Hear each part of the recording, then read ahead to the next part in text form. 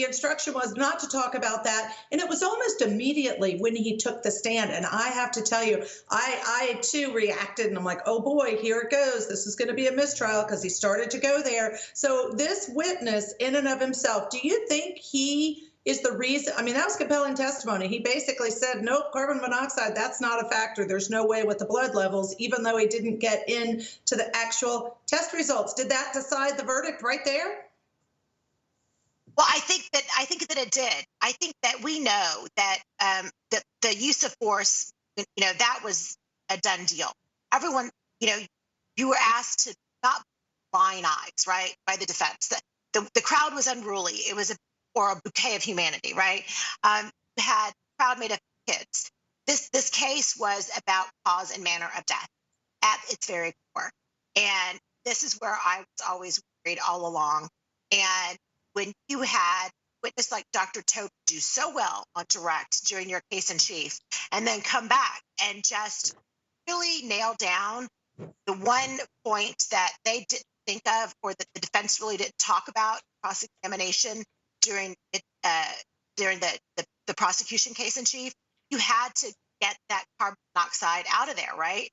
And so he did, and it was like, okay, well, that was, it could have been maybe the reasonable doubt, but now it's done. Just flicked it away.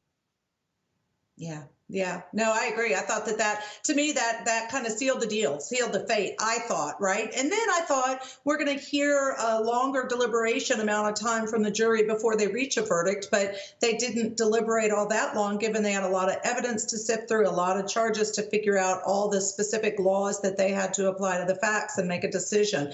Last question I have to ask you before we need to take a break, and that is, do you think that other jurors, and I'm going back to the fact it was the alternate juror that's spoken exclusively with CBS, do you expect other jury members that were not alternates, but rather part of the verdict in this case, will choose to talk publicly about their experience and this trial? I think so. I think they probably feel very safe given the results and the collective side we took after this result. So I do think that we'll hear from a few of them. I think initially they were all concerned, and rightly so, about their privacy and about their safety.